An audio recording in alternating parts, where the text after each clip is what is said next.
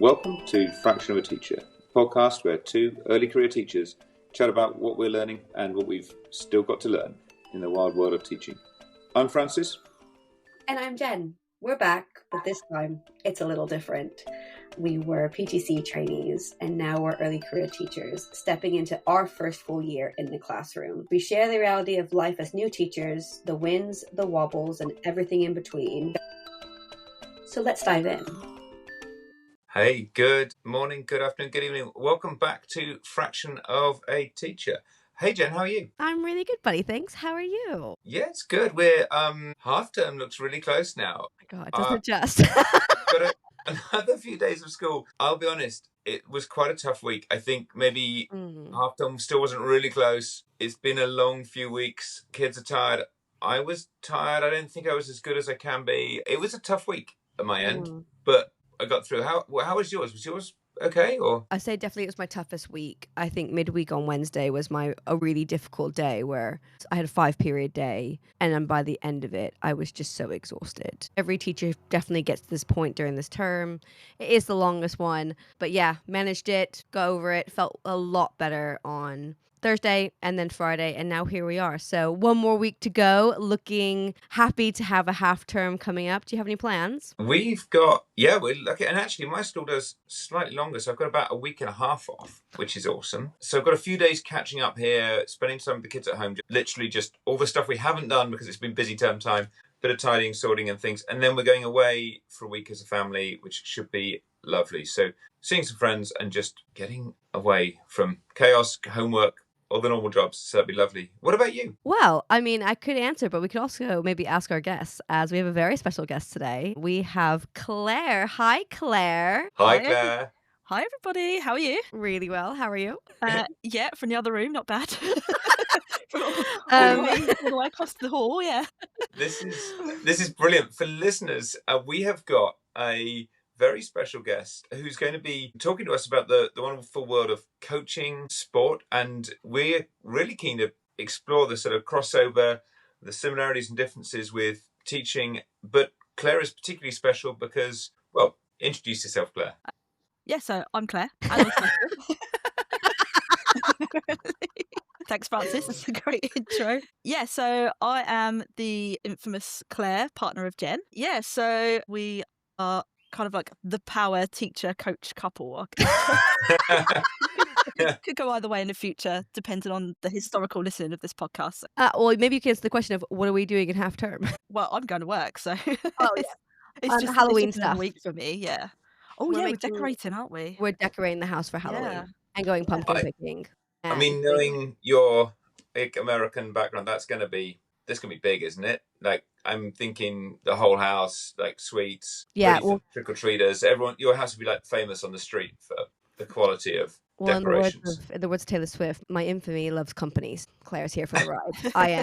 I am the artistic director of the Halloween decorations in the house. But yes, so a lot of Halloween stuff. Yeah. Really looking forward to it. And obviously gonna get Howie's got his little Halloween costume as well. He's got his little pumpkin jumper. I like the way you say that. Obviously, Howie's got a Halloween jumper. I mean, obviously, it looks good on him though. Yes. I suppose we're probably gonna have to just find some kind of starter. I think I would love to hear more about your kind of journey to becoming a coach and where you got to now. But I suppose as part of that, Claire, have you got anyone who was like a particular inspiration to you, I suppose, as like a teacher, a coach, someone who kind of maybe helped shape the course of your life that got you to where you are coaching football? Yeah, so I'm going to use a coach, obviously, from my own background. So it's probably an obvious choice, but I'm going to go with Serena Wiegman as an inspiration just because of how she treats her players, really. I was on a coaching course recently and they played just a short clip of her talking about what makes a great team. And before she talks about the physical stuff, the coaching, the fitness of the players, cones, balls, bibs, etc., the first thing she says is just getting to know your players. And it's so obvious, when you hear from her and you hear from her players that that's completely true. Like, she's definitely a players first coach, and that's something that I like to think that I am, hopefully, and if not, I strive to be it. I love that. Yeah. Players first coach. Yeah.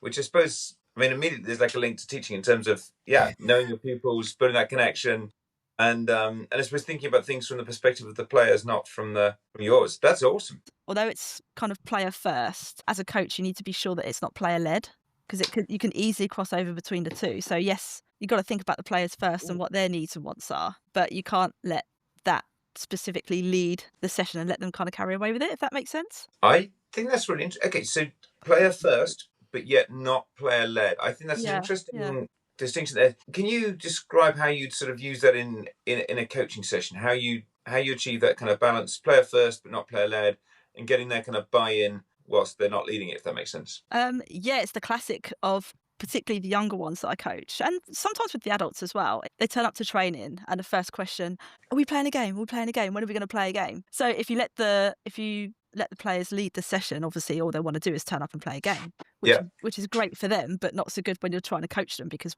you can get some minimal coaching points across in a game situation, but you can use that to adapt your whole session. So you could say, okay, let's start with a game. There's a thing in coaching called whole part whole method, where you start with a game, then you do some technical work in the middle, and then you go back to a game at the end. But then if you get the game out of the way first, it kind of solves that question for the rest of the session from particularly younger ones.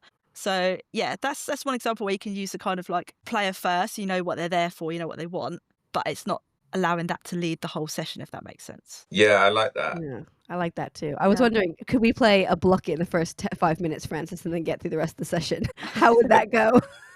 This is what I'm thinking: is how do you whole part whole in a maths classroom? But what would be useful to understand is you're coaching currently. My understanding is you coach quite a few different teams. You've got experience across different sort of age groups and things. Are you able to describe roughly sort of the ages and levels you coached with, just sort of for context? Also, I coach quite a lot, as Jen will tell you. Yeah, so currently I coach from under 8s and under 9s girls, all the way up to open age adult women at the moment.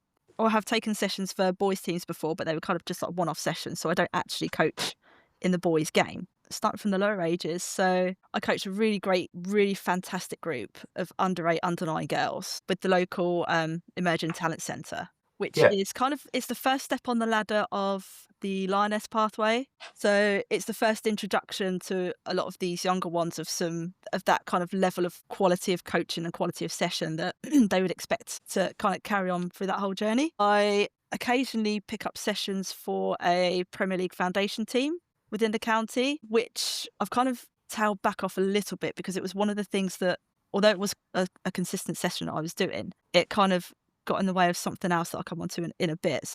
So that is a sessional basis within Hampshire. So that could be anywhere from, again, the really younger girls up to 13, 14-year-olds. It's a real mix. And then at the moment I coach within 2 adult ladies teams. So there's there's the one team that I founded 3 years ago, which is just a grassroots team in the lower tiers of women's football. But I'm head coach, manager, secretary, physio, everything really. And I've got a great assistant who helps me with that. But so that takes up one session and then match days every weekend. And then I've recently, which is really exciting, joined a tier 4 ladies team competing in the National League. So I'm assisting to coach in their reserve setup at the moment, which is really great, really quality. It's very exciting. It's really quality players in that team, which is awesome. This is nuts. I knew you did a bit of coaching, but this is incredible. This is the most I've seen her all week.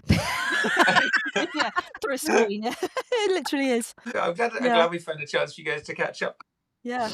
But I think also worth saying that you do another job as well. This is incredibly impressive. Yeah, so I work full time as well, doing something completely outside of football and sport.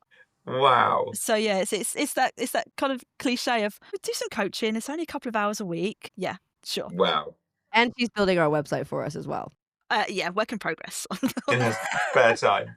That is immense. I mean, how similar is coaching under 8 and under 9 to the style you use when you're... I can imagine these being so different. The adult women's team. Are there sort of core components that sit across all of that, or do you feel it's a very different style you use, or do you feel you're very similar in both contexts? Yeah, don't get me wrong. Sometimes the sessions aren't dissimilar. Sometimes the behaviour isn't dissimilar either across all the teams. But yeah, I guess mostly it's the language you use. So with the older girls and the adults, the language you use is the more football language, the more technical language. Whereas for the younger ones, they may not necessarily know what this word means. So, for example, if you were talking about a technical term of football of pressing, the older ones may have an idea of what that is, and you can develop that. But with the younger ones, they probably wouldn't have any idea what pressing is. So instead of using that word with them, I might just ask them to close the ball down, or close the player down, or get close, which is a lot easier for them to understand. And it kind of speaks for itself, as in what you're asking them to do. You're asking them to close down the ball or close down the player. But yeah, although you can coach the same principles and the same techniques, it's kind of how you word them and how you box them. Yeah, it's a bit different. Yeah. Do you think that you then would you start introducing that language? So can you close them down, press them so that they start to understand that as they move through? Or do you kind of just sit there with just close them down? No, so we would introduce it at the younger age groups. So we're introducing more in respect of what the principle is physically, what we would like the players to do. Yeah. So then as they move up the age groups, then they might go on to a different coach for a higher age group. That coach might use different language, but they know in principle what it means. So that coach would then say to them, oh, okay, this session we're going to work on our pressing. And he might go, which is what you've been doing with Claire, which is you're closing down and this, that, the other. And they go, oh, okay, yeah, so it's pressing is that. So they understand what that is. At the end of the day, there are terms, just whatever that group of players you're working with, whatever they respond to. It doesn't really matter if it's technically called the same thing, possibly not, especially at that young age. But yeah, you're right. As they grow up, and if they do go through that talent pathway, they are going to have more of the kind of official language surrounding the game. So they need that base. But as long as they can understand what it means, that's the main thing, really. And when they come into, like, especially the younger ones, so when they come into because obviously, like, we met through football, so I kind of know about the open age adult. It's quite ranged. You take everybody someone who, like me, who hadn't played for 22 years to somebody who's been playing regularly every single week. With the kids, are they kind of at a certain level, or is there quite a lot of kind of different abilities in your sessions that you have to kind of be mindful of? Okay, so with the younger ones that I coach, because they're part of this ETC, this Emerging Talent Centre, they've kind of been selected, or they've gone through a selection process. I know it sounds weird at that age to say they've been selected, but essentially what happens is they have an open trial, and anyone that comes along to the open trial, they kind of get assessed, and they go through and based on last year's group, that's the kind of level that we're looking for, and they kind of go from there. But yeah, no, you're right. Even within that, at that young age, you can still get some that are quite obviously, out there way above the others. Yeah. Not so much at the lower end, because they're 8 and 9 years old.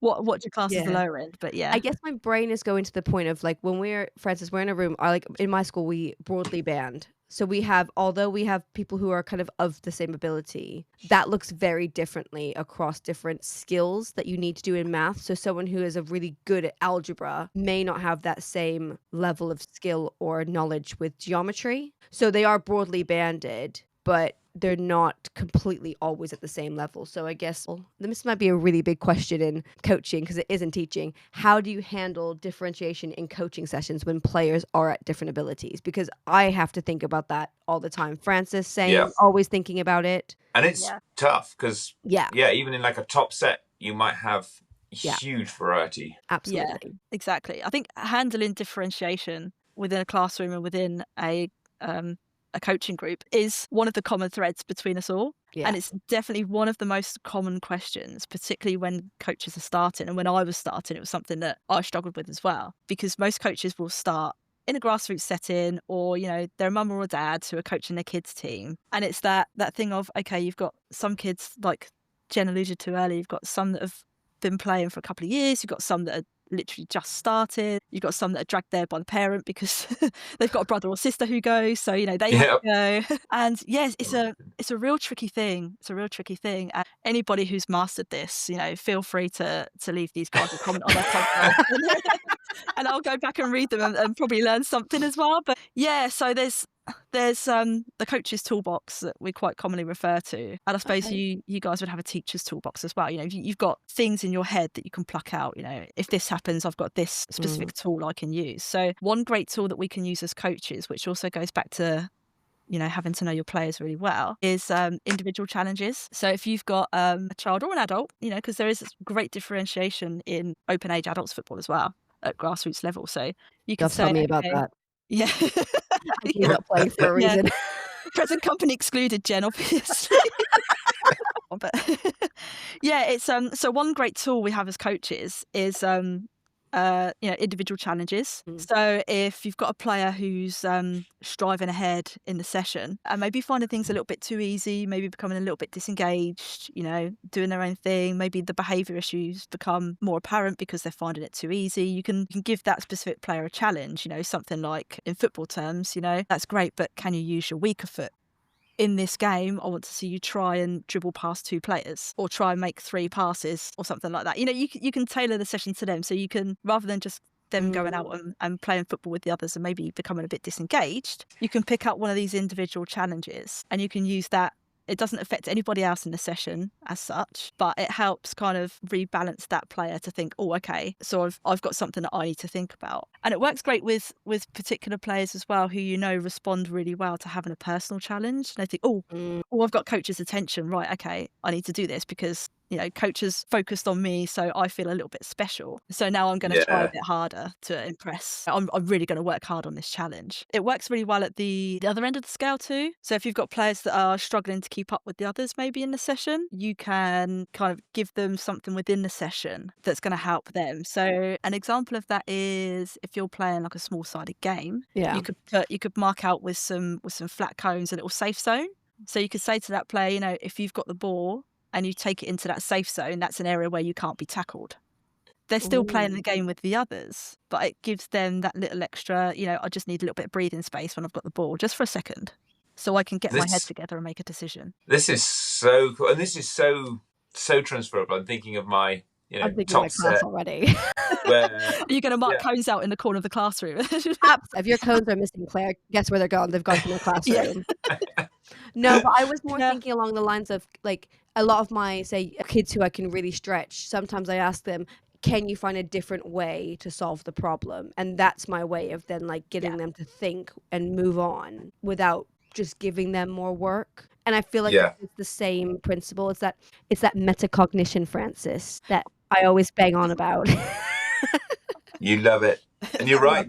I love it. Yeah, and keeping everyone in that kind of in the zone where they're being challenged a bit, but not too far. And I think that really links back actually to what you started talking about, Claire, in terms of knowing your players and knowing the way you just articulated that was lovely, like knowing who responds best to what and how to kind of get the best out of each one. Yeah, it's so important because the other side of that is you might have players that don't like being the centre of attention and don't like being focused on, but they are still in the same session. And if they're at that top end where they need an extra challenge, as a coach, it's really difficult to find a way to get that type of player engaged in the session, give them a challenge, but also not make them feel uncomfortable as well, which is super important. Yeah. One of the things I was going to ask you about actually was sort of engaging your players, because I suppose in theory they're already quite engaged. I'm guessing most of them have chosen to be there, but yet I'm guessing if you don't get it right, if you don't engage them, then actually they'll leave. You know, it's not like school where they've still got to turn up and do maths. Actually,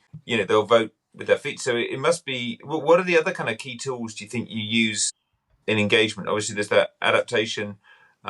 Is there anything else that you feel like is kind of critical to keeping players all engaged? Yeah, there's a thing in football, and any coach that's gone through kind of like the level 1 coaching badge or anything like that will have heard of this term called the STEP principle, STEP. So we're looking at a session and we can use the STEP principle to adapt the session if it's not working, or if it needs something extra, or sometimes something less, because sometimes you can plan a session and you see the players do it and immediately you can tell that they don't understand. I've definitely been there. Yeah.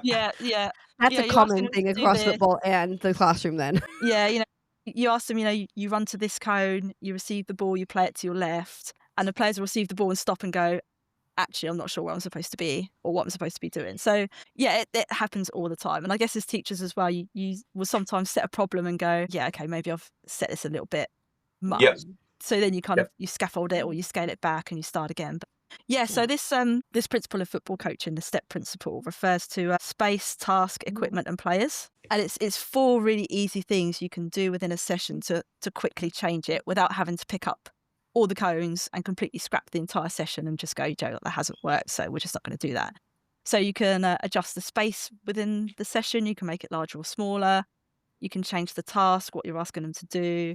You can change the equipment. Maybe you need to change the size of the goals, or you might want to add a mannequin or a pole or an extra cone somewhere. Or the players, if you've got 2 teams and one team are really, carrying the session away or getting away with it, you can maybe take a player from that team and add them to another team, or split the session into 3 teams. So you can use those to try and get the session to actually work and get your objectives out of it. Wow. I need to work one of these out for maths. I love that. I know. I was just trying to work out how can I put that in the math classroom, because that is exactly I think we've all had those sessions where I'm not getting to where I want to get to and they're really unfocused, or it's just too easy, or it's just you've just pitched at the wrong level. That's so cool. I would like to set a challenge for us, Jen. I love a challenge. Let's come up with our own 4-letter acronym for how you could apply the principles of that step in a maths class. So what could you do? So for example, could you provide some more scaffolding? But because there must be a way we could come up with something really simple, really memorable that you can just use on the spot. When you model something, you think they've got it, they start off and you realize they haven't got it at all. So yeah, let's come up with our own one for maths based on Claire. That. Can I set you guys a challenge? Okay, so you've got the perfect 4-letter acronym, math. So can you find 4 words? Not now, because we've got half an hour in a podcast. But you don't have to do this on the spot. I'll change the task for you to adapt the session. No, so can you come up with something MATH that you could use in your sessions? Maybe. Oh, that's a good idea. I like that. Okay, I like that a lot. That's going to be fun. This is awesome, Claire. Thank you so much for that. That's a really. I didn't think it was going to be so easy to spot some brilliant ways we can go and adapt our own teaching. Yeah. Claire, I do have a question for you. Oh, okay, yeah. So it's really about this metacognition that I'm really into. And I didn't pose it to you earlier, so I do apologize. I'm going to just throw you onto the spot. Great, yeah. You talked a lot about kind of setting somebody an individual challenge to get them to help them move along, but how do you get your players to recognize their own next challenge rather than waiting for you to set it? Oh, great question. So very metacognition led, I'll be honest. Very Jen. Very Jen. It's a very Jen question. Yes. So one thing that I like to use in my own coaching, and every coach has their own style, but I love this Q&A style, question and answer style, having them kind of help the session but not lead the session. Instead of going to a player and saying, I want you to do this, or you should be there, you can go to a player and go, okay, so what do you think? Do you think your position at the moment is good? Do you think there could be a better position? That pass you just played, did you have another option? Was there a reason why you didn't have another option? Maybe it was another player wasn't in the right position, or things like that. So you can question the player and get them to think about it and discover the answer themselves and problem solve, which is the best term in football. Is if you can get a team of problem solvers, you've got a great team. So yeah, if you can use Q&A method to kind of get the players to set their own challenge. Oh yeah, actually, I found out that if I was over there, or if I used my other foot, or if I dribbled, or if I passed, or if I did this, or if I did that, you can open their mind up to thinking about their own challenge, because then they'll think, okay, next time that happens or that situation arises, I'm going to try this. And it really gets them to think about their own kind of learning. I would say learning, but for them when they're playing football, it's just playing a game. They don't necessarily really think that they're learning much sometimes, like they would. You go to school, you expect to learn. They come to football, they expect to play football. So sometimes that learning is a little bit lost in a session. But yeah, if you can get the players, Q&A is great to get them to think about their own actions before they do it or after they do it. It's really good. It's really good. I'm all for metacognition, by the way. Let's use our pronunciation correctly. Yeah. I don't know if you maybe would agree, but I think that metacognition and getting someone to self-motivate doesn't come from one session. It comes from across a like a number of sessions where you've consistently added that in because they've got used to that level of that questioning. They've got understood and they've started to embody it themselves because they know what question is coming. So Francis, I'm going to go back to your leader on your ship, that great leader who you knew the question was coming. So you already started thinking in that way because you already knew it was coming. Yeah, definitely. I like your, I mean, it's amazing how it just all, you stop and think about it, all kind of links together. And I'm not surprised Claire's metacognitive approach. Sorry, Claire's metacognitive approach. Clearly, Jen's discussions have rubbed off on you. She sees and all of all my that presentation around. slides. Let's be Yeah. honest. And these are the Yeah. discussions we have while we're having a cup of tea or coffee on our sofa. I'm looking over her lesson plans because she does do session plans. I look over her session plans and we talk about what the objective is. Claire, do you want to talk a little bit about how you plan a session? Because it's probably not very dissimilar to how we plan a lesson, really. Wow, my goodness, how long have you got? Let's talk about lesson planning and session planning. Francis, in season 1, when we talked about lesson planning, how long did we give each other? Was it 5 minutes? Sounds very generous. I think it was, and I expect we overran. I suppose an overview, I think it was maybe 1 or 2 minutes, but an overview in a couple of minutes, 2 to 3 minutes would be lovely. I've got my stopwatch ready. Okay. This is my challenge, isn't it? Like a sports coach. Yeah. So go. Yeah, so it's the standard thing. So if you've got an hour session, you're probably going to spend 2 or 3 hours planning it, which sounds insane, but it's true. It's true. Yeah. Yeah. I know there's plenty of coaches out there that could do it on the back of a beer mat and put on a great session. But for me and my stage where I am, I really need to think about and plan for plan A, plan B, plan C, because often you'll plan the session and the first exercise within that session goes horribly wrong. And then you have to completely change the whole session or adapt the whole session. So I always like to plan for the what ifs as well. Yeah. So, what if I have 13 players turn up, which happens a lot. So talking to maths teachers, 13 we know is a what, maths teachers? Prime number. Yeah. Great, well done. So you can't do pairs, you can't do threes, there's always going to be an odd. I passed the I test. love the way we've pulled maths into this. This is awesome.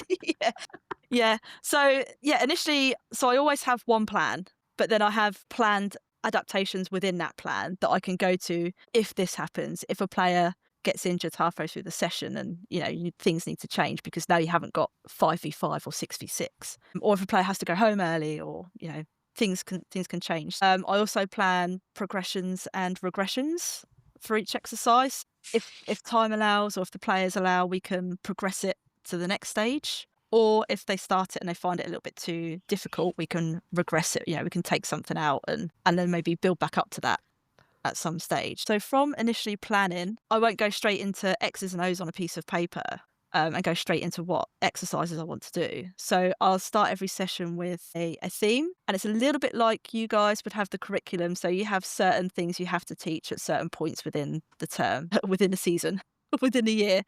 Yeah. So I'm talking about the adult side coach now, the grassroots team. So from now until the end of the season, which is around about May time, I have a plan for at least the theme of every week of every session that I want to do. Enter scheme of work.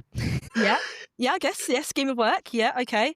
So it's like that. And what I'll do is when I sit down to plan my session for that week or for the next couple of weeks, I'll take that theme first. So I'll look at the theme and I'll go, okay.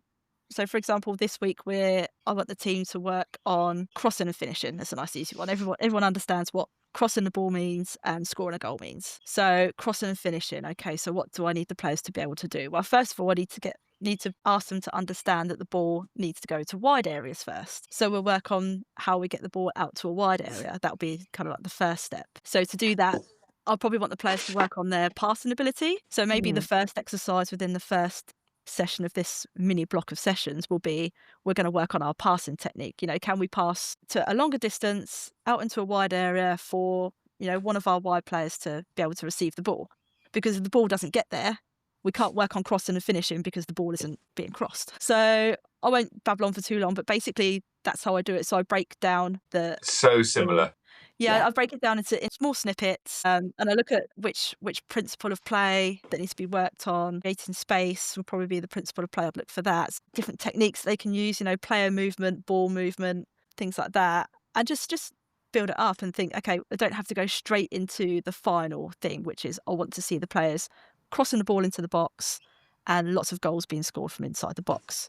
Because if they can't understand that they need to pass the ball out wide first, I'm never going to get my objective from the end of it. So it's a lot of breaking things down, a lot of scaffolding, which I know you guys love. Yeah. Works really You've well for been paying coaches as attention? well.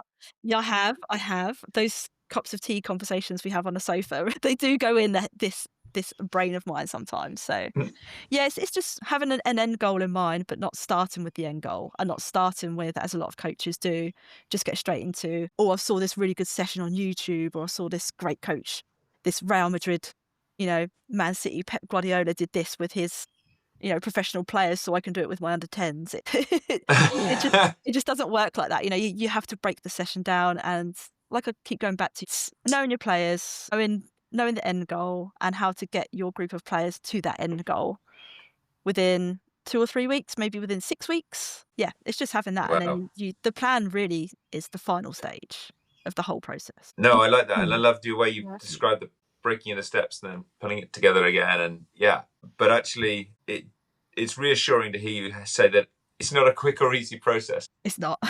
It's really not. It's not easy, but I feel like there's so much crossover. And whenever we talk on the sofa, there's just, you're talking about something and I'm using it. And we could have a whole discussion of this, but there's a lot of crossover between being a coach and being a teacher, but also being a mentor. It's the same skill set. You just might be labeling it slightly different, I think. And you might be using a different skill more than another skill if you're like maybe coaching rather than teaching. But I think there's so much similarity. Would you agree, Francis? Yeah, absolutely. And I'm having fun in the background thinking through my maths version of STEP.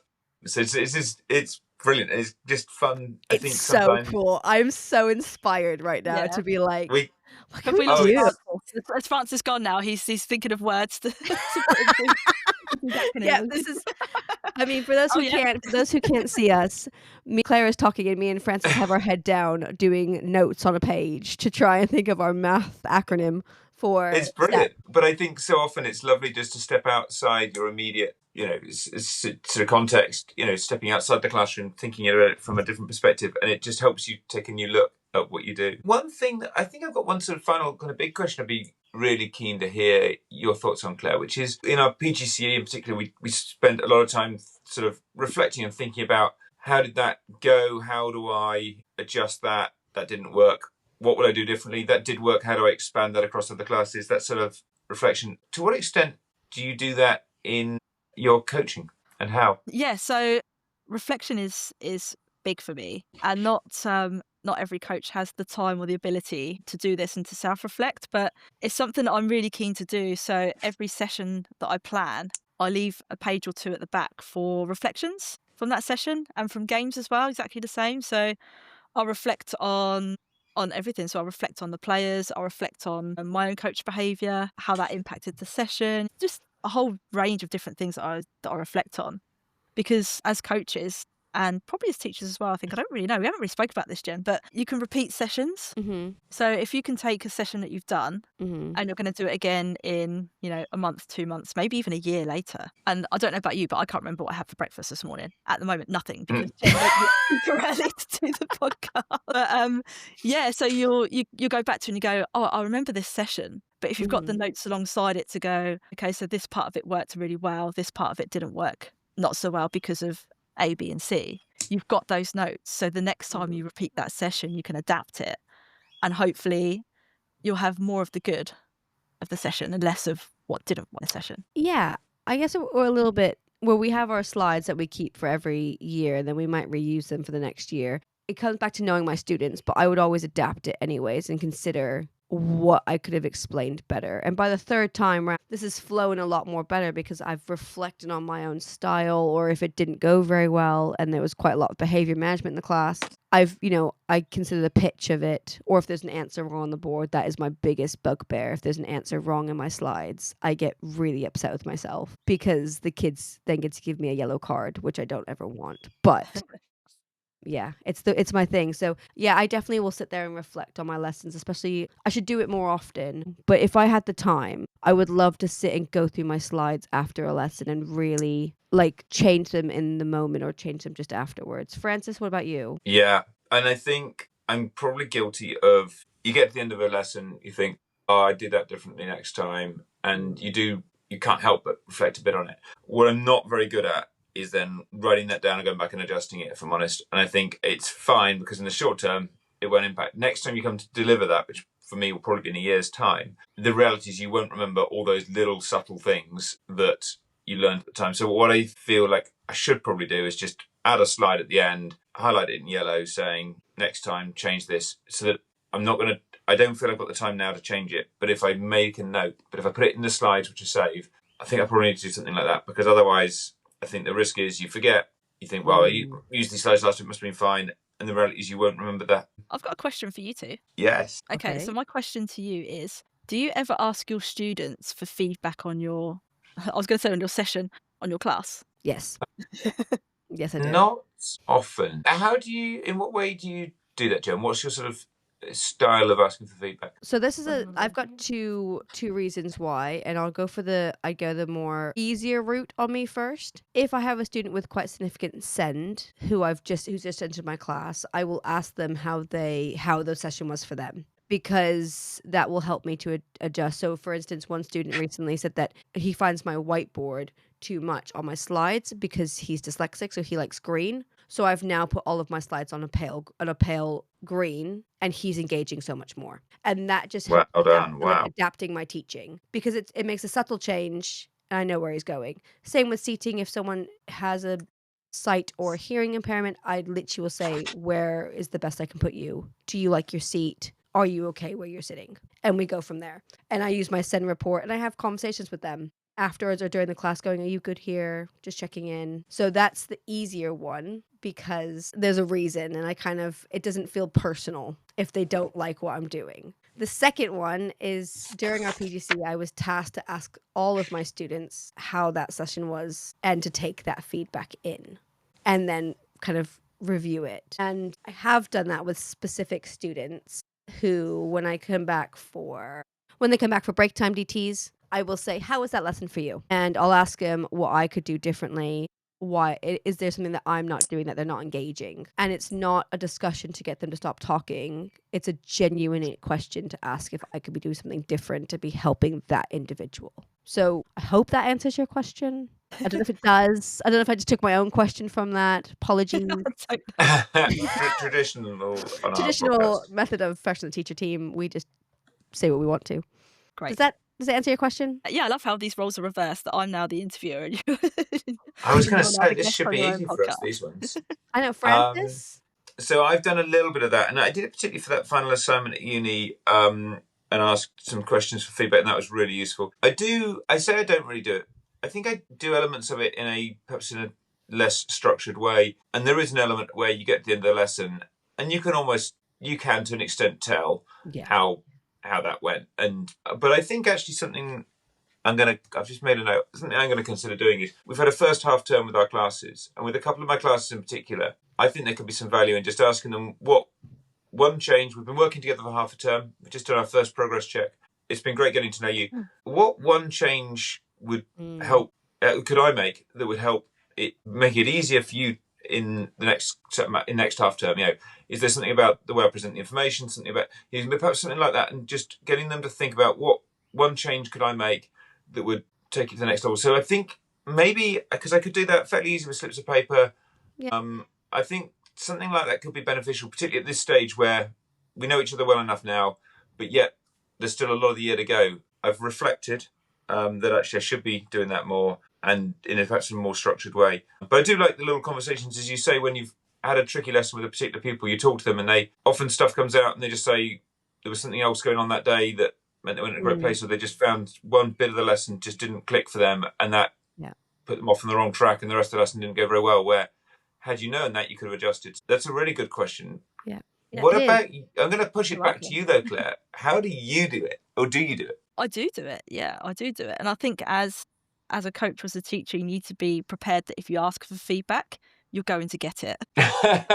Good, both good and Yes. bad. So you can't ask people for their feedback and then get upset with what they say because good or bad, you asked for this. Yeah. And ultimately, it's going to help. But yeah, it really depends. So I've tried a few different ways. So I've tried using like an anonymous app on a phone that people can it's like a whiteboard app, and they can just leave notes about the session, and they can put their name on it, or they can leave it anonymously, which is great.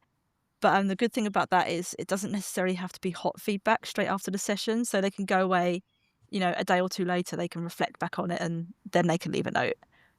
Because sometimes, in the heat of the moment, everyone's just finished playing football, everyone's hot and sweaty, they want to go home. And it's just like, how was the session? Yeah, it was great. Can we go now? Kind of things. It's having something that maybe they could go back to later on to reflect on that same lesson or same session is could be quite good. Tricky as a teacher because you have so many different groups and so many different lessons. But yeah, so I use that. I also use, it's kind of like secret review feedback from the players. So instead of directly asking them, how was that session? Did you enjoy it? I'll pick a couple of players as we walk back to the car park, and I'll go, what was your favourite part of that session? What was your least favourite part of that session? So it could be, I really loved the warm-up because it was great, I had loads of fun. Or it could be, my least favourite part of the session was this practice we did because I didn't really understand it. And they might not be the only one, so there might be 10 of them that thought the same. So I love the I could feel honesty. that, yeah. Like, I think that's a really good sign. If you've got players who feel comfortable saying, I didn't understand that. Like, I think that's a really good sign. And I always try and be really positive when someone says, so I literally just don't understand that. Yeah. Like, what you just said. And I'm like, because it feels a little bit personal. You're like, okay, but thank you so much for telling me. And as you say, Claire, you know that the chances are you haven't just picked the one person who hasn't understood it. Like, the chances are that if one hasn't understood it, you've got to assume that a significant proportion haven't. Yeah, and sometimes asking for feedback is horrible. I've had some sessions where, I ask some players for feedback and they've literally gone, I didn't learn a single thing. It was basically a waste of my time coming. And that's really hard. That's Ouch. really hard to take. But you've got to be prepared for that. You've got to be prepared for it. And you've got to be willing to take that on board and not just go, oh, it's just that player, they've got a bad attitude. You've got to be willing to look at yourself and reflect on your own coaching behaviour. Okay, is it something I could have done differently, or could I have planned a session differently, or did I focus on other players in that session and completely ignored that player, and that's why they felt they didn't learn anything because I specifically didn't do like a one-to-one work with them for that week. So there's lots of reasons why. I mean, you get the feedback, that's the first stage. It's then what you do with that afterwards that kind of makes the difference, if that makes sense. Yeah, that does make it. I remember doing my feedback cards where it said, it is a great teacher because Jen could be better at, and my favorite moment of the lesson was. And I remember every teacher going back to me and going, you're crazy because you're just going to get rubbish answers back. And I think there was one answer where somebody wasn't taking it seriously. Everything else was constructive. I think sometimes the fear of getting negative feedback stops people asking for feedback because it's scary to think that someone else's opinion, they say something that really upsets you,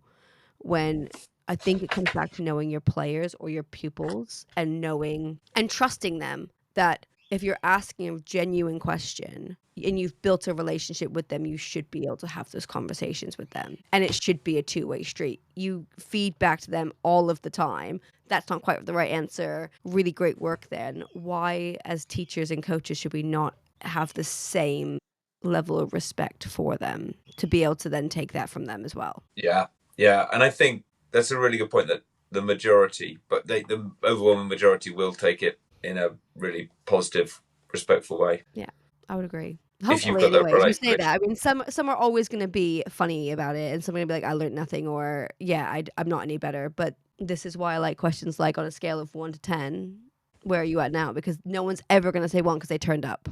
And if anything, even in football, they increase their fitness for that evening by doing a little bit of S&C. Yeah. So, I mean, you didn't not learn anything. exactly. But even if it was all social know, corner. yeah. See, I'm talking here. Even if it was all Love that, social corner love and they that. met their friends and they got to talk, Yeah. and they probably feel better than they did before they came, they're still there. Yeah. And it always goes back to knowing your players, knowing your class. You need to know them to know what they might say. I love the way you've beautifully brought us back to pretty much the first thing you said, Claire. Yeah. That's awesome.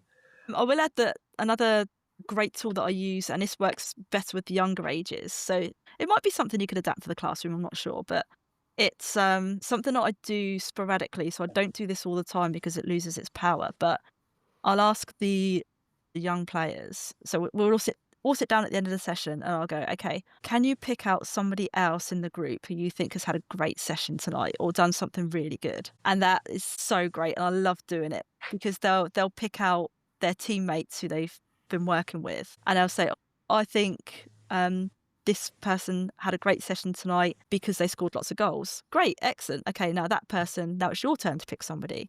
I mean, we do it for just a few seconds at the end or a couple of minutes, depending on how it's going.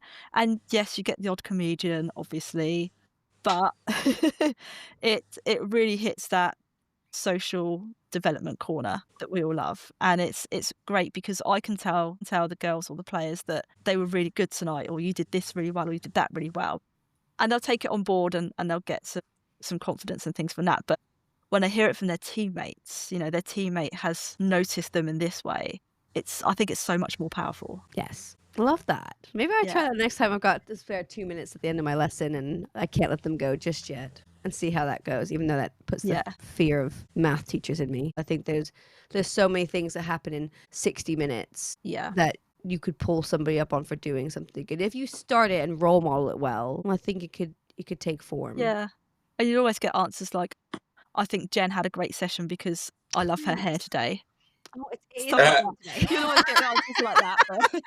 I think it was a great podcast because of Jen's hair. You're right. I don't know how she does it. She wakes up like with hair like this. I don't know how she does it. Oh, stop it. Honestly, don't know how she does it. Shall we? I feel like we know what's coming, but Francis, is there anything else from you before I ask Claire the question? It's been brilliant. I think we've hit all the big bits I was looking forward to talking about. There's so much more we could chat about, but let's save that for when you come back. I'll get a second invite. Yay. I think so, yeah. We'll get our people to talk to your people. I think it's sure. So no, it's been wonderful. But yeah, there's one question that you probably know is coming. Jen, go on, you ask it. Claire. So obviously we're a fraction of a teacher. That's the name of the podcast, in case you hadn't listened before, just FYI. And you can take it in any direction, obviously, like we always do. Yeah. Or completely off direction as well. Yeah. But what fraction of teacher do you feel you are? Okay, so I'm going to say I feel 50%. It's not a fraction. Okay. I know. I don't know. Well, you did say I could take it any direction I wanted. You certainly have. It's a half. So I've taken it to percentages. I like that. Yeah. No, I feel like I'm going to put you on the spot and ask you to convert it to a fraction. 50%. I think that's valid. We'll do the maths later. Go on. Yeah. We get the maths in the room to to convert that for you. Yeah. So yeah, I think 50% or half, 1/2, whatever you want to look at it. But yeah, because sometimes within a session, particularly, I think this is what being a teacher must be like. So I think I would say at most times I'm 50% a teacher, 50% a coach. I'd say if I was comparing, how often I feel like a coach, how often I feel like a teacher, I'd probably say it's around about 50-50. Yeah. Okay. That's interesting. Some to have. Yeah. Reverse it to you guys. What fraction of a coach do you think you are? Oh. Surprised you with that. I don't know if we approve of these guests coming on and asking us all these questions. We definitely didn't clear this with her legal team, by the way. I can tell you. I had an extensive conversation with them. Yeah, Q&A method. Fraction I'll take it to percentage, clearly. Is it coach? Yeah, what fraction of a coach do you feel you are? Oh, I'm going to say 35%, which is 35 over 100. Unless you want to simplify that down, Francis. So I'm not entirely sure what it is. So I can't even remember whether I'm doing this in fractions or percentages. 7/50ths. Are you sure? Yeah, divide by 5. Oh no, 7/20ths. We'll get our maths team to check that. I'm 7/20ths. I think I'm not going to go so detailed. I think it depends on the day, and I think the days where I feel like I'm teaching well, I think I'm using a coaching style. So I think some of my best lessons, I think, are the ones where I'm employing a style which I would consider as a sort of coaching style, getting pupils to really own their own learning, helping ask them questions rather than tell them things, and sort of just acting a bit as a sort of cheerleader, but acting as, as kind of a champion of theirs. So I think on a good day, I employ a coaching style, and I'd love to do it more. Do you have a percentage for us? Right. Oh, as a fraction, I'd say that's perhaps a quarter to 3/4, depending on Day. how I'm getting on. Nice. But yeah, and I do think that style works really well on the good days. Yeah, I would say 35 because I feel like, especially with the Key Stage 3, I'm teaching things that they don't know. So at that point, I'm definitely a teacher. But where the coaching comes in is I'm coaching them to be more independent, so that metacognition coming in. So I feel like when I'm asking those questions, I'm getting them to reflect on their learning. I'm coaching them how to do that, to take accountability of their own learning. And I'd love to do that more, but naturally I'm still teaching things that they don't remember or they've never seen before. So I'd say 35% or 7/20. Is that an acceptable answer for you, Claire? It is, yes, thank you. Awesome. Well, thank you so much. It's been really great. Really, really fun having another perspective and just catch up and hear more about the world of your football coaching. Thank you, Claire. Yeah, I would love to come back. This is my first ever podcast that I've been on, by the way. So you're a natural. I would love to come back. I'll just say as well, I know I'm Jen's partner, but I listen to the podcast every week, and it's great what you guys are doing for other teachers in the same situation as you, or just starting out, or even been a teacher for a long time and still learning things just from this podcast from you two. I think what you're doing is really, really great. Well done. Oh, thank you. That's completely so unbiased nice. feedback there as Yeah, well. Completely unbiased. Completely. But no, thank you, mate. Thanks Yeah. for all your support in the background and in the foreground now on the show. It'd be lovely to see you. And you'll have a website soon, don't worry. Yeah, website coming soon. But yeah, and you have your Fraction of a Teacher mug as well. I mean, you are an honorary guest as well. It's becoming a thing, by the way. There you go. There it is. Get to put your picture. Yeah, for the socials, but we'll put your picture up as well. But yeah, honestly, thank you so much for spending your time. I know you're really busy. I see it. It's been lovely to see you, Claire. And Fred. Always a pleasure to catch up, bud. So next week, we'll be talking back onto the teaching standards. Absolutely. Look forward to it. Have a lovely weekend. Get some downtime. Hopefully you get to see each other a little bit more together, not just on the podcast. And, look forward to catching up with both of you again soon. Have a great week. Bye, buddy. Yeah. Bye. Bye, everyone. Bye, everyone. Thank you. Thank you for listening to this episode of Fraction of a Teacher. We hope you've enjoyed it as much as we've enjoyed recording it. Please share a link with your fellow teachers and friends. New episodes released every Tuesday morning at 5 o'clock. And if you do love it, I suggest you hit that subscribe button, leave us a review, and follow us on social media at Fraction of a Teacher Podcast for updates so you never miss anything. We do love hearing from you with your questions, your thoughts, and your ideas. So if you have any, please email us at fractionoat@gmail.com. Until next time, keep smiling. And keep solving those problems.